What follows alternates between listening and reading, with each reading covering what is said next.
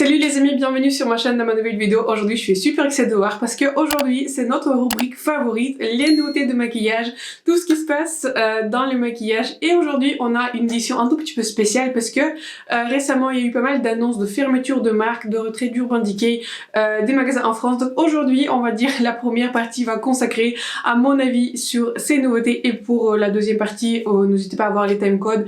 Je vais parler des nouveautés de maquillage. On n'a pas beaucoup de nouveautés qui sont très excitantes, c'est pour ça que j'ai préféré de diviser cette vidéo en deux parties. En tout cas, je voulais partager mon avis sur ce type de fermeture, etc., des faillites. Je voulais un tout petit peu dire mon avis, mais si ça vous intéresse pas, n'hésitez pas à passer directement aux nouveautés de maquillage. Pour mon maquillage, je porte aujourd'hui du coup la nouvelle palette par la marque de Too Faced qui s'appelle Too Femme. C'est mon troisième maquillage que j'ai fait avec cette palette. Cette vidéo a déjà été filmée, donc attendez-vous à une revue de cette palette cette semaine. Et pareil, cette semaine, il y aura une revue de la nouvelle palette par la marque de NARS. C'est une collection Afterglow qui n'a pas été annoncée quelque part sur les Instagram, etc., qui suivent des nouveautés, mais c'est une nouvelle palette pour le printemps 2022 pour les joues. Et en tout cas, voilà, je vais aussi faire une revue dessus. En bref, les deux produits sont extrêmement réussis, je suis très contente à avoir les deux, mais si vous voulez avoir plus de détails, n'hésitez pas du coup à me suivre tout au long de la semaine et voir mes vidéos. Comme je vous ai dit, on va commencer par une partie un tout petit peu plus discussion sur Urban Decay BH Cosmétique. Je vais commencer par BH Cosmétique et après on va passer à Urban Decay parce que aussi Urban Decay ont des nouveautés on va dire à sortir et je vais comme ça enchaîner après sur les nouveautés de maquillage. Mais on va commencer par ces deux marques et ce qui réunit du coup cette partie de la vidéo, c'est que en fait BH Cosmétique ont annoncé qu'ils sont en redressement judiciaire aux États-Unis. D'après ce que je comprends, en fait ils ont lancé une procédure pour se redresser et pour essayer de combler on va dire le problème de financement qu'ils ont. Ils sont pas directement en faillite d'après ce que j'ai compris. Je ne suis pas familière avec des règles américaines, des faillites, etc. Mais si on se rapproche des règles françaises, pour ceux qui ne savent pas, je suis avocate. En tout cas, j'étais avant que je déménage aux Pays-Bas, donc je connais pas mal les règles. En fait, on a trois différentes procédures. Il y a un sauvegarde qui est une procédure, on va dire, assez légère. On essaie de combler les déficits. Le redressement qui est un peu plus lourd et du coup, la faillite, en fait, la liquidation où il y a rien qui va. Très schématiquement, en fait, c'est par degré. Et d'après ce que je comprends, au niveau de degré pour BH Cosmétique, ils sont au niveau de la sauvegarde. En fait, ils essaient de combler leur déficit, mais ils vont pas immédiatement liquider leur entreprise et fermer la porte et du coup licencier tout le personnel. Donc en ce sens-là, BH Cosmétique a encore une possibilité, je pense, d'être acheté par une autre entreprise et de pouvoir se relancer dans le maquillage. En tout cas, c'est ce que je comprends. C'est pas exactement les mêmes procédures aux États-Unis, mais ils sont pas dans la procédure de liquidation radicale. Pour le moment, du coup, ils sont plus en train de sauver leur entreprise. Je trouve que c'est extrêmement triste, surtout pour les employés, surtout pour ceux qui travaillent, et je trouve que c'est vraiment quelque chose qui est très triste. Et je peux dire la même chose par rapport à Urban Decay dont on va parler un tout petit peu plus tard. Et ce que j'ai envie de dire aujourd'hui, c'est une sorte de disclaimer avant qu'on commence. C'est en fait, je suis très triste pour cette situation pour les consommateurs, pour des gens qui travaillent pour les entreprises, si jamais il y a des licenciements. Mais ce que j'ai envie de vous proposer aujourd'hui, c'est en fait c'est d'expliquer quelles sont des raisons selon moi qu'ils ont en difficulté. Et pourquoi je fais cette vidéo, c'est parce qu'il y a pas mal de choses qui m'énervent. Vous savez, je fais ces vidéos quand il y a des choses qui commencent à m'énerver. Je trouve qu'il y a beaucoup de choses positives dans le maquillage, beaucoup de sorties intéressantes, mais surtout je filme ces vidéos pour des choses qui m'énervent. Et ce qui m'énerve en fait, c'est quand les personnes en fait qui font des vidéos aussi sur le maquillage, sur YouTube, etc., disent qu'en fait c'est la faute de l'épidémie. C'est que la faute de l'épidémie. Oh là là, mais quelle horreur! C'est pas bien, c'est tout ça, c'est à cause de l'épidémie, etc. Franchement, stop. Franchement, stop. Si quelqu'un qui est une personne, on va dire lambda, qui ne s'intéresse pas du tout au domaine de maquillage, qui achète une palette tous les 6 mois, qu'elles se disent que c'est la faute du Covid, ok, ça, j'ai pas de problème. Mais si, j'ai vu plusieurs vidéos en fait sur le même sujet, où les gens disent, oh là là, c'est le Covid, c'est horrible, on s'y attendait pas, mais qu'est-ce que c'est que ça? Franchement, stop. Franchement, stop. Si on s'intéresse, ne serait-ce qu'un tout petit peu au minimum, si on suit les nouveautés de maquillage, je peux vous dire que je suis très triste en fait, tant pour BH Cosmétique et pour Urban Decay. Mais pour moi, ce n'est pas étonnant, vous voyez. Je vais dire comme ça, peut-être c'est une opinion sera impopulaire. Vous êtes, je pense, là pour écouter mes opinions populaires si jamais vous aimez ce type de vidéo. Mais pour moi, le Covid n'est pas la cause de difficulté, on va dire, de ces entreprises. Ce n'est pas la cause de procédures de redressement, de sauvegarde de BH Cosmétique, et ce n'est pas la cause du fait que Urban Decay se retire du coup de magasins en France et aussi plus globalement de l'Europe, parce que j'ai entendu aussi qu'ils se retirent d'autres pays en Europe. Donc en ce sens-là, pour moi, il faut arrêter de dire que Covid c'est la cause de ce problème. Ce n'est pas la cause. Pour moi, la cause Une autre opinion populaire, c'est vraiment la direction artistique et en fait c'est la réflexion derrière ces marques. En fait ces marques ont un tout petit peu eu des problèmes en fait au niveau de la direction du marketing, au niveau de la créativité, mais on va dire comme ça, épidémie, ils ont joué forcément un rôle, on va dire comme ça. Pour moi la cause des problèmes financiers et du coup du retrait, etc.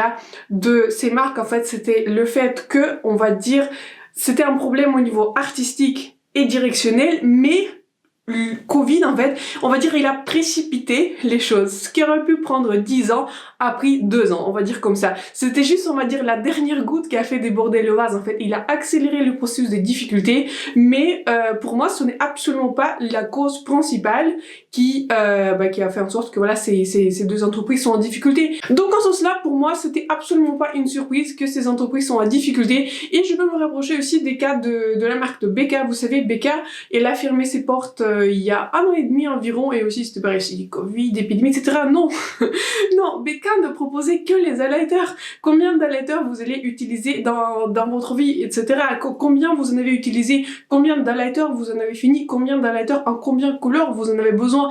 Et BK était principalement connu pour les highlighters. La formulation, elle était bonne, mais elle n'était pas excellente par rapport au marché. Et on peut pas sortir et on se reposer que sur un seul produit. Et pour moi, c'est aussi le problème de BH Cosmetics. C'est pour ça que je le rapproche du coup avec BK. C'est parce que BH Cosmetics, en fait, c'est une marque qui était principalement concentrée des palettes.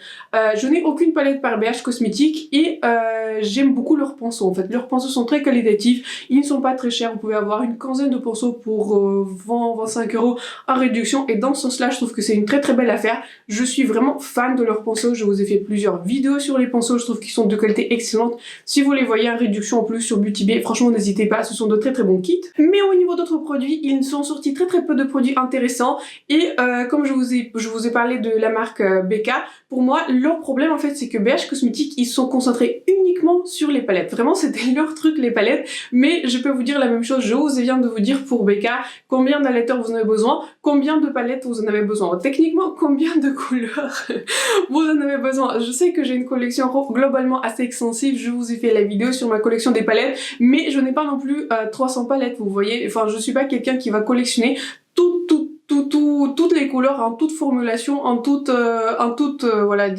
texture, etc. Ce n'est pas vraiment mon truc. Et je sais que BH Cosmetics, ils sont vraiment connus pour leurs palettes. Mais je pense que d'un côté, ils ont beaucoup de palettes colorées, donc c'est pas forcément ce qui fait, on va dire, ce qui va faire appel à quelqu'un qui va se maquiller pour le bureau, etc. Mais surtout, ils vont sortir des palettes tous les mois. Vous savez, l'année dernière, chaque mois, ils ont sorti, du coup, une palette pour une pierre, en fait, une pierre précieuse, je crois qu'ils ont fait des diamants, etc. En tout cas, c'est par mois. Je vous avoue que je suis pas très intéressée par ce sujet, des pierres, etc., des trucs un tout petit peu mystiques, mais je sais qu'en fait, ça existait, et tous les mois, ils ont sorti une palette. Moi j'en ai rien chez cette collection parce que je trouve que c'est trop, vous voyez, chaque mois une palette c'est trop. Même si c'est BH Cosmetics, même si c'était pas extrêmement cher, mais je trouve que c'est trop. Et en plus en fait ce sont des palettes voilà qui sont qualitatives, mais ce n'est pas des color story vers lesquelles je me tournais en premier en fait. Mais le problème vient du fait qu'ils sortent que des palettes. Est-ce que vous avez entendu qu'ils sortent en bon fond de teint, en concealer, des produits pour les sourcils, des produits pour les lèvres, une bonne rangée de bronzer, une bonne rangée de blush, des highlighters? Non, ça n'existe pas en fait dans leur collection. Ils vont sortir éventuellement des rouges à lèvres, des palettes pour les yeux. Je n'ai même pas entendu qu'ils ont en fait un mascara, vous voyez. En plus, je regarde souvent vraiment tous les jours on va dire les nouveautés de maquillage, mais ils vont pas sortir des produits de base, ils se concentrent uniquement sur les palettes. Et les palettes, ce n'est pas, je pense pas que c'est ce qui peut porter la marque en fait, et pour qu'elle soit vraiment financièrement réussite. Pour moi, il faut voir d'autres produits de base.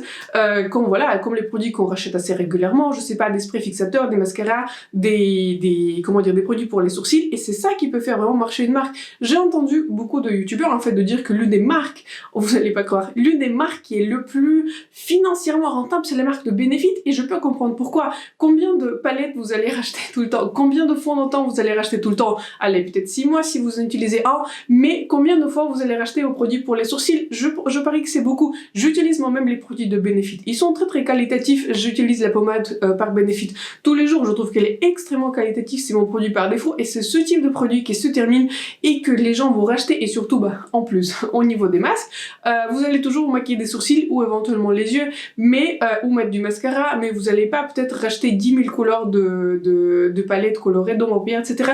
Donc pour moi, c'est vraiment l'une des causes, c'est qu'en fait, ils ont très peu de produits de base qui sont rachetables très très souvent, mais en même temps, ils ont que des palettes pour les yeux et on termine, on va dire jamais, des palettes pour les yeux. Et ça, c'est pour moi, l'une des causes. Et surtout, BH Cosmetics, c'est une marque qui a un petit prix, c'est une marque qui est abordable, c'est une marque qui est très chère.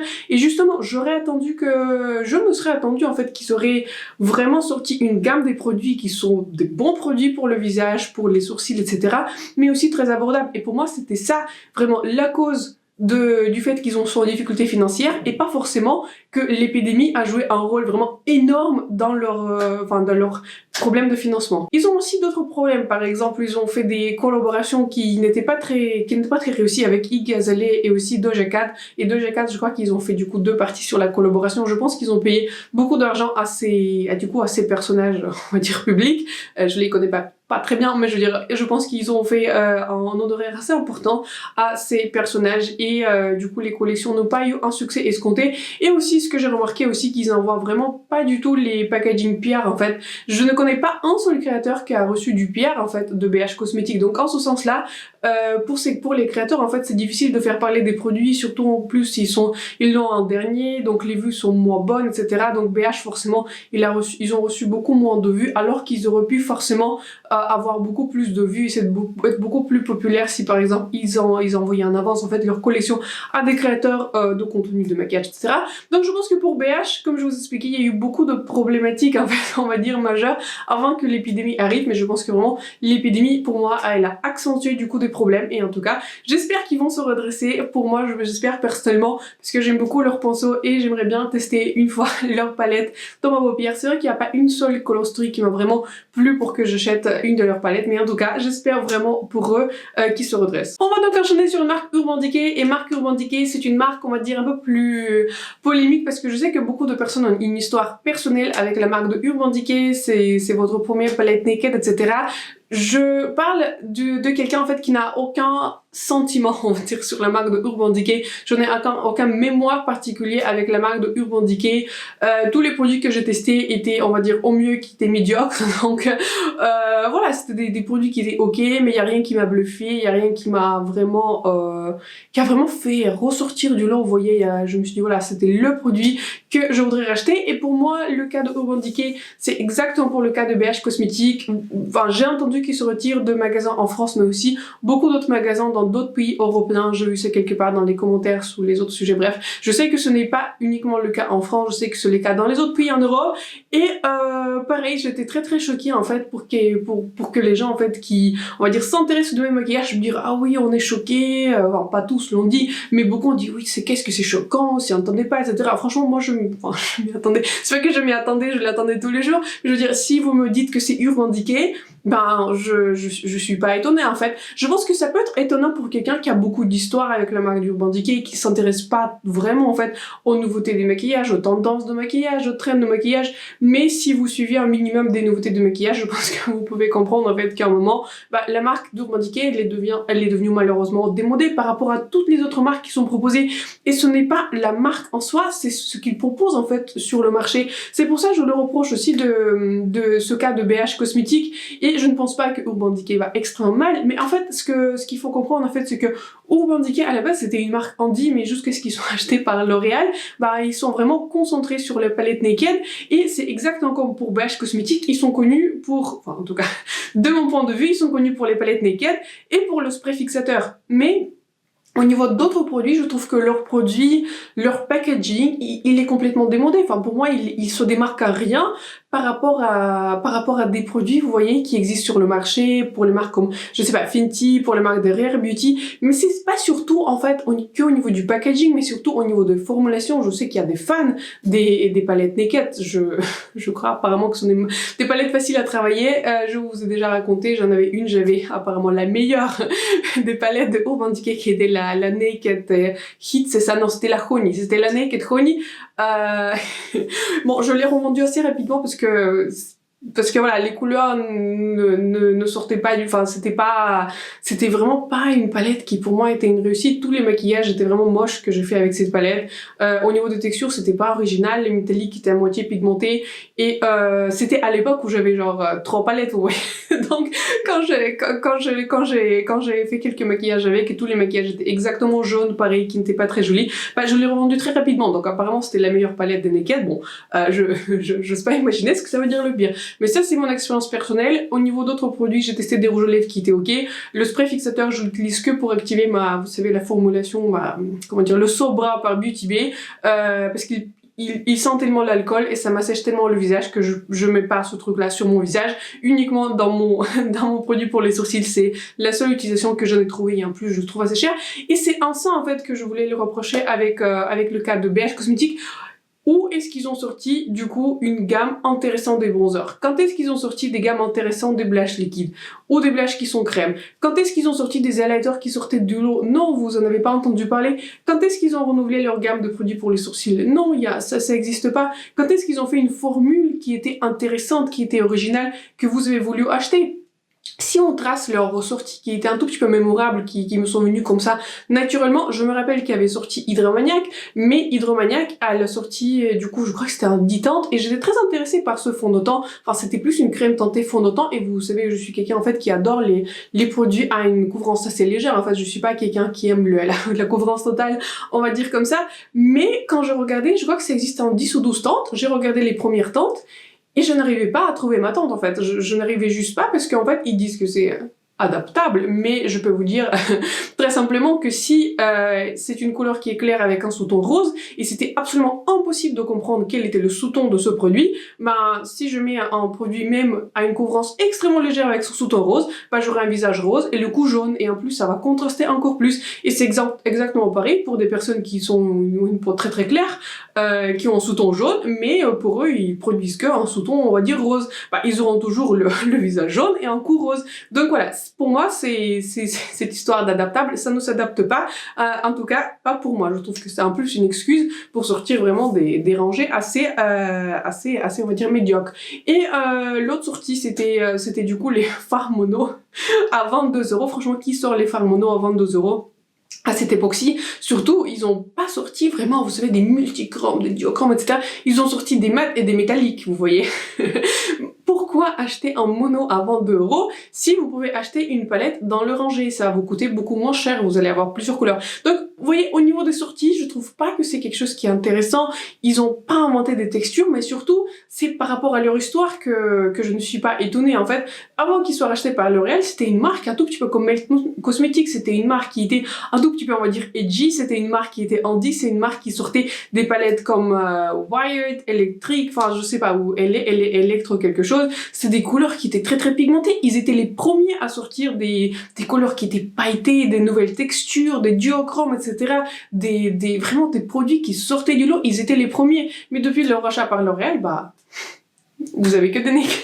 Vous avez que des naked. Et surtout par rapport à la formulation de naked, comme je vous ai dit, voilà, j'en ai testé une, mais d'autres palettes naked me font pas vraiment de l'œil parce qu'en fait, leur formulation date de 2010 et ça peut plaire à certains, mais on va dire le marché, il a avancé par rapport à cette formulation-ci. Et surtout au niveau des couleurs et au niveau de la concurrence, ça ne peut plus tenir la concurrence parce que Huda peut sortir un multichrome dans sa palette 9 couleurs et ça peut coûter 30€ et avec une réduction encore moins chère. Vendre la formulation de 2010 pour plus de 50€ ou 45€, je sais pas, je trouve pas que c'est une très bonne idée.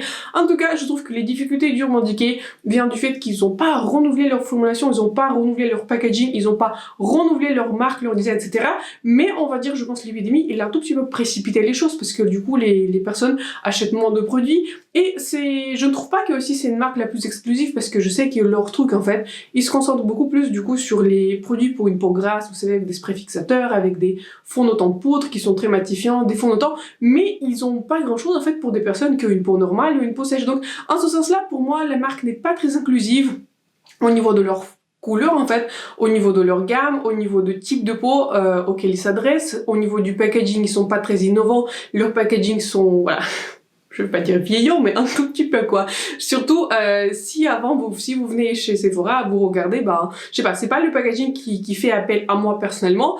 Et surtout, bah au niveau des formulations, en fait, ils sont un tout petit peu restés en arrière et malheureusement, ils ont pas innové. C'est dans ce sens-là, je suis pas étonnée que Urban Decay sortir du marché. Je pense qu'ils vont se concentrer plus du coup sur le marché américain et éventuellement sur le marché asiatique du coup qui est en plein boom, mais voilà, c'est ça que je voulais rajouter en fait et j'espère que ça peut relancer du coup le débat. N'hésitez pas à me dire ce que vous avez pensé de ces marques. Est-ce que vous pensez que c'est vraiment uniquement l'épidémie qui a joué dans ces marques? Mais moi personnellement je ne le pense vraiment pas et je suis étonnée que les personnes qui s'intéressent au domaine de maquillage le disent. Et est-ce que vous pensez que j'ai raison? Est-ce que ces marques vous font appel à particulier si vous avez déjà des produits ou vous avez vraiment des produits dont vous pouvez pas vous passer? Je trouve que c'est triste, surtout pour des consommateurs qui n'arrivent pas à retrouver du coup leurs produits favoris auxquels ils sont habitués et surtout pour les employés si éventuellement les licenciements. Mais est-ce que je suis étonnée que ces marques ont des difficultés financières? Bah absolument pas. Donc on va enchaîner sur les nouveautés de maquillage. Je vous ai dit mes petites impressions on va dire sur ces marques-ci. J'espère que ça vous a un tout petit peu plu. N'hésitez pas à me dire si vous aimez ce type de format que j'analyse on va dire les événements du monde de maquillage et on va enchaîner sur Urban Decay. C'est pas comme si j'en ai parlé assez mais tout est logique, vous voyez, tout est logique dans ma vidéo. Urban Decay, attendez, je vais bouger comme ça, je vais quand même mettre l'image. Avant, je vais pas les images vont apparaître ici. Urban Decay ont lancé une nouvelle collection qui s'appelle Wild Greens. Les verts sauvages. Je vais rien dire là-dessus, j'ai envie de dire beaucoup de choses, mais je vais rien dire. Donc ils vont sortir une palette qui se vend pour 45 $ et je pense que ce sera 45 €. Je n'ai pas encore vu prix en euros, mais je pense que ce sera entre 45 et 50 €. Et ils vont sortir du coup un nouveau mascara qui sont vegan, qui sont cruelty-free, etc. Tout ça. Donc je vais pas m'attarder sur le mascara parce que je trouve pas que c'est le produit le plus intéressant. Bon, ils l'ont sorti, ok. Mais au niveau de la palette, bah... comment dire, si c'est avec ça qu'ils veulent reconquérir le monde, bah je pense que c'est un tout petit peu raté dans mon opinion personnelle. J'étais très étonnée de voir beaucoup de commentaires qui disent que oh là là, Urban Decay sort une palette innovante, enfin ils font quelque chose de nouveau, ils font quelque chose de différent. Où où est la différence? Où est la différence en fait? Cette palette n'est ni sauvage ni verte. Vous savez, dans une palette qu'on appelle vert sauvage, il faut avoir au moins un vert, quoi. Vous voyez. Ici, on est sur une palette de 12 couleurs, et sur 12 couleurs, on a une couleur menthe, on a une couleur qui sort de vert pastel, mais où est le vert? Ou le vert ou sauvage, ou je sais pas, un vert ou un sauvage, enfin quelque chose comme ça. Pour moi, ce n'est pas... C'est une palette qui rate complètement le nom. Enfin, la seule chose qui est innovante par rapport au nom, c'est le nom en fait. Mais si cette palette s'appelait le Naked Olive, bah pour moi c'était vraiment beaucoup plus logique et beaucoup plus, on va dire, cohérent par rapport à cette palette. Je trouve que voilà, le nom déjà, on va dire de base, n'est pas très bien choisi. Quand j'imagine les verts sauvages, j'imagine la palette Wilderness par Multibé, j'imagine, enfin je sais pas, j'imagine principalement ça, mais pas, mais pas ça. Bon bref, on va passer là-dessus. Le nom, elle n'était pas très bien choisi. Bon, c'est dans leur, on va dire dans leur conception qui n'est pas la même que la mienne, c'est vert et c'est sauvage. Bon, on va dire comme ça. Mais surtout, je suis très étonnée en fait qu'ils ont fait ce type de packaging parce qu'apparemment le packaging il est resté de la collaboration avec Prince qui n'était on va dire pas un succès et je ne comprends pas en fait pourquoi ils ont fait ce choix de packaging. Il y a beaucoup de problèmes avec cette palette, mais surtout aussi au niveau du packaging, qui a pensé que c'était une bonne idée? Qui est cette personne qui s'est dit oui en fait on va faire un packaging flip-flop avec 100 miroirs etc. qui s'ouvre comme ça? Qui est cette personne? Écrivez-moi. Écrivez-moi qui a pensé que c'était une bonne idée. J'aimerais beaucoup en fait une fois faire une sorte d'interview avec les créateurs en fait artistiques. Je sais pas, quelqu'un qui fait des sondages, vous savez, comment dire, des questionnements de marché, quels sont les traits des tendances. qui est cette personne? Qui est cette personne qui a inventé ce packaging? Bon, au niveau du dessin, bah, c'est plutôt, bah, packaging extérieur, c'est moi et Paint, hein, vous savez, je suis ok en Photoshop parce que j'ai fait moi-même mes miniatures, j'ai appris, hein, mais on va dire que si j'avais, je sais pas, si j'étais au lycée, on m'a dit voilà, il faut que tu fasses un packaging d'Urban Decay, tu as que le Paint et tu as 3 images, bah je pense que je serais arrivée à peu près au même résultat. Donc vous savez, tourner le serpent sur l'axe et mettre 2 fois sur le même packaging, ce n'est pas être très créatif. Bon, au niveau du packaging, c'est pas mon favori, je trouve que c'est pas très pratique, mais surtout je suis étonnée encore une fois des choix d'Urban Decay et c'est assez logique par rapport à ce que j'ai dit dans ma première partie de vidéo. Vous savez, quand les marques essayent de simplifier la vie des consommateurs, ils essayent de faire des packaging qui sortent du lot, je ne sais pas, soit des packaging qui sont vraiment épurés, où on peut voir toutes les couleurs, où on peut vraiment facilement imaginer des maquillages, etc. Ou encore des packaging comme par exemple KVD le fait, packaging complètement recyclable en carton, ce qui est aussi, enfin, je trouve que c'est une bonne idée de base, au moins c'est quelque chose d'innovant. Là, l'innovation, c'est dans le flip-flop et absence du miroir. Donc, au niveau du packaging, j'ai beaucoup de mal à visualiser qui a pu penser que c'est une bonne idée. Mais vous savez, en ce moment, on se dit que voilà, c'est pas bien que les swatchs sont sur ordinateur, il faut que les swatchs représentent vraiment la palette. Mais Urban Decay sont allés plus loin. En fait, ils ont même pas fait des maquillages avec cette palette. En tout cas, j'aurais pas pu réaliser les maquillages qu'ils ont réalisés sur les modèles juste avec cette palette. Je pense qu'ils ont dû rajouter autre chose parce que si on regarde, on va dire sur l'image dans la première rangée des maquillages, vous voyez là sur la premier maquillage dans la première rangée et aussi du coup le dernier, bah il n'y a pas ce vert qui est aussi brillant dans la palette. J'ai déjà regardé les revues, il n'y a pas cette couleur. Il y en a juste pas, et sur les swatchs, ce n'est pas une couleur qui ressort. Pareil, le maquillage en dessous, pareil, le vert aussi pigmenté et le vert aussi, on va dire vif, il n'y en a pas dans cette palette. Franchement, il n'y en a pas. Toujours pareil, sur la deuxième rangée, le dernier maquillage. Montrez-moi où est cette couleur qui est une sorte de menthe métallique très pigmentée sur la palette. En plus, sur quelqu'un qui a une peau, on va dire médium foncé. Ben, il n'y a pas cette couleur. Vraiment, il n'y en a pas. J'ai regardé ce maquillage, j'ai regardé les palettes, j'ai regardé encore le maquillage, j'ai encore regardé la palette, il n'y en a pas. Donc, il faudra peut-être qu'ils commencent à maquiller les modèles avec leur propre palette, parce que là, franchement, j'aurais pas pu réaliser ces maquillages, enfin, en tout cas, tous ces maquillages, avec juste cette palette. Donc, pour moi, c'est assez discutable, on va dire, comme sortie. Et sur le dernier point, cette palette me rappelle déjà beaucoup de choses. C'est une palette qui me rappelle énormément la palette par la marque de Lime Crème, qui était sortie, je pense, il y a 3-4 ans, etc. Je trouve que les couleurs sont extrêmement similaires et en tout cas, au niveau de formulation, je connais pas vraiment la formulation de Lime Crème, mais je pense que si vous avez la palette de Lime Crème, vous l'avez. Une autre palette, beaucoup l'ont pensé en fait à cette palette-ci, c'est la palette Avocado Toast par la marque de BH Cosmetics. Ça se rapproche énormément de la même palette, sauf que Urban Decay vend leur palette pour 45 € pour une qualité, on va dire, classique. Et je suis prête à parier que la palette de BH Cosmetics elle est beaucoup plus qualitative que la palette par Urban Decay. Donc tout ça pour dire que là, je regarde ces sorties et je vois pas comment ils veulent reconquérir le monde avec ce type de sortie. Je sais que je pense que je serai dans l'opinion populaire, peut-être qu'il y en a qui vont se dire voilà, c'est une palette qui est géniale, magnifique, etc. C'est ça qu'ils ont demandé d'Urban Decay, mais pour moi, il y a rien qui est innovant, il y a rien qui est nouveau, il y a les maquillages qui sont pas faits entièrement avec cette palette, il y a le packaging qui est, on va dire, pour le moins, comment dire, on va dire, expérimental, je l'appelle comme ça. Il y a l'absence de miroir, pas pratique pour l'importer, il n'y a pas de couleurs qui sont foncées, donc si vous avez une coloration plus foncée que moi, bah, la moitié des couleurs va pas se voir sur moi. Donc pour moi, c'est une sortie qui est clairement problématique, et c'est dans ce sens-là que je voulais discuter du coup des problèmes de BH et de Urban Decay dans la première partie de la vidéo. Est-ce que ça m'étonne du coup que Urban Decay va se retirer des magasins? Bah non, parce que si on regarde les sorties qui vont le faire, et du coup, surtout le prix pour lequel ils vont le faire, bah franchement, il y a plus rien qui est étonnant. Sur une note plus positive, une palette est sortie par la marque de Beauty Bay qui s'appelle Love Notes, qui se vend pour 17 € sur le site de Beauty Bay. Elle est déjà disponible si ça vous intéresse pour l'acheter. Je ne l'ai pas encore acheté parce que je ne suis pas sûre que... Enfin, je sais pas, je suis un tout petit peu hésitante parce que d'un côté, vous étiez beaucoup à me dire que vous êtes vraiment intéressé par cette palette, vous étiez beaucoup à me dire sur Instagram que voilà, c'est une palette qui vous intéresse, qu'elle est très très jolie. Je la trouve très très jolie, c'est une sortie qui, on va dire, logique pour la Saint-Valentin, donc je suppose que c'est leur sortie vu qu'ils appellent ça Love. Pour la Saint-Valentin, pour moi, je trouve que c'est assez logique, mais Je trouve qu'il y a beaucoup de couleurs qui sont très très claires et j'ai beaucoup de mal à voir si c'est vraiment des couleurs qui sont pastel ou juste des couleurs très très claires. Donc dans ce sens-là, je suis vraiment curieuse au niveau de la qualité et comment ils ont pu du coup formuler ce type de couleurs qui sont assez claires, qui sont en général beaucoup plus difficiles à formuler.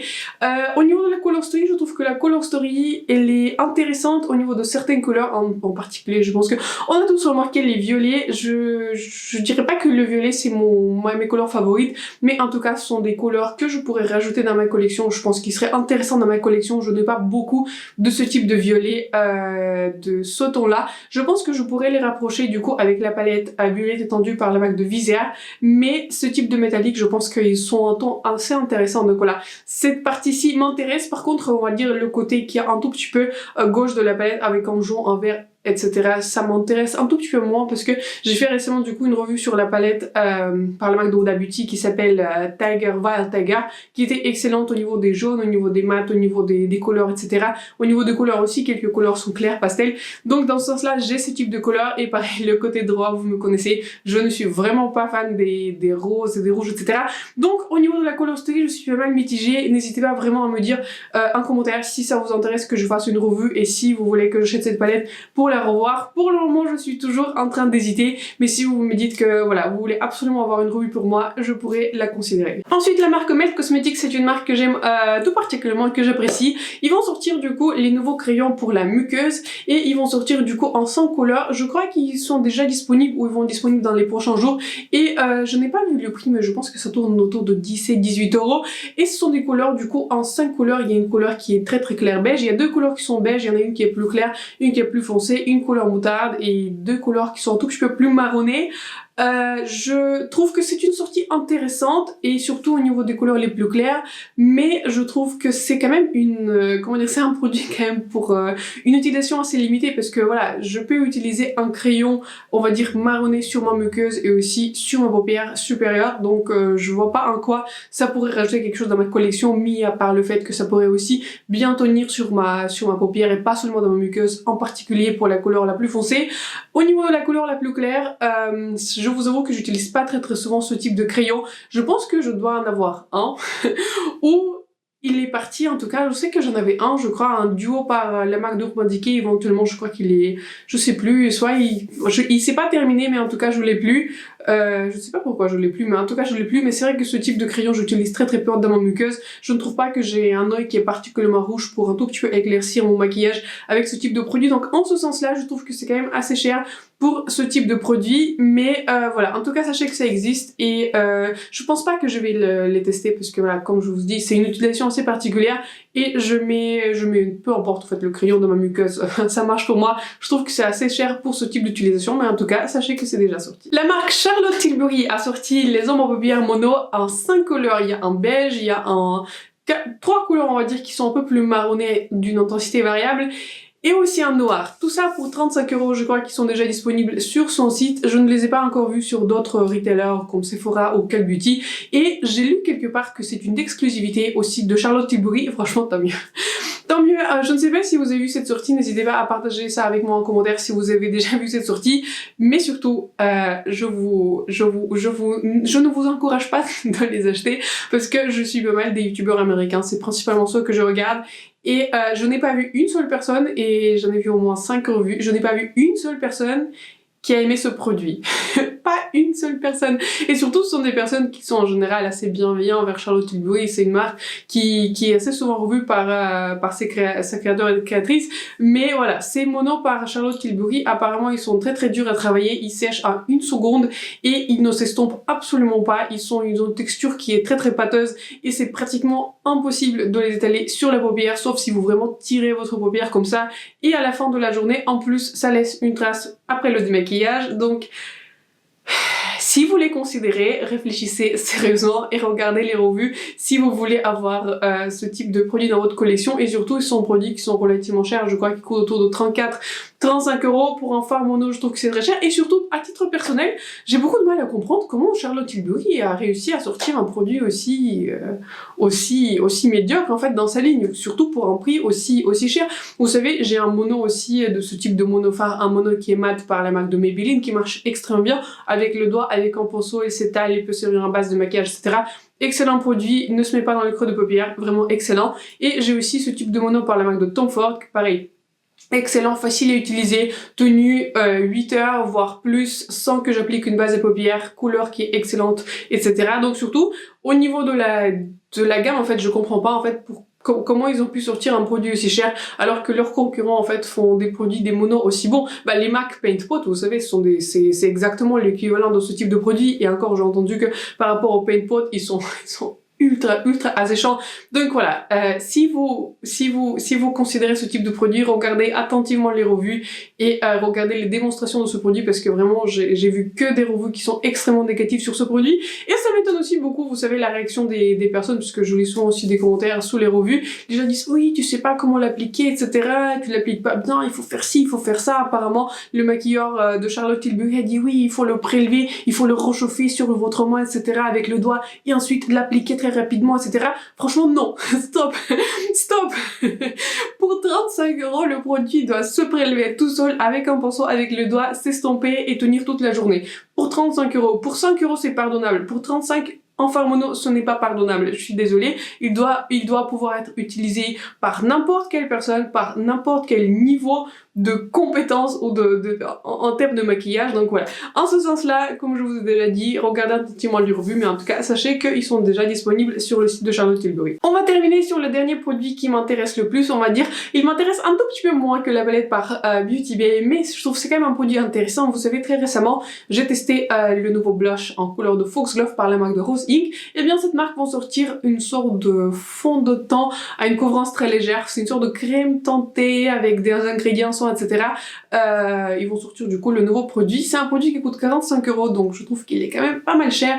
Mais je vous dis très souvent, j'aime beaucoup en fait avoir ce type de produit. Vous savez, une couvrance qui est très légère. Même un fond de teint qui a une couvrance moyenne, je le mets quand même avec une seule couche à une couvrance très légère parce que voilà, j'aime bien ce type de couvrance qui est, on va dire, plutôt naturel. Ça me dérange pas que mes quelques imperfections ressortent de ma peau, c'est normal, on a une peau, c'est une peau quoi, c'est assez normal. Donc dans ce sens là, j'aime beaucoup ce type de produit et ce produit vient en beaucoup de couleurs. Je ne suis pas sûre quelle couleur je serai dans cette ligne, il faut que je l'étudie plus en particulier, mais en tout cas ce produit il est déjà disponible sur le site de Space NK où j'ai commandé du coup le fond de teint par Charlotte Tilbury et aussi le blush par la marque de Rose Inc.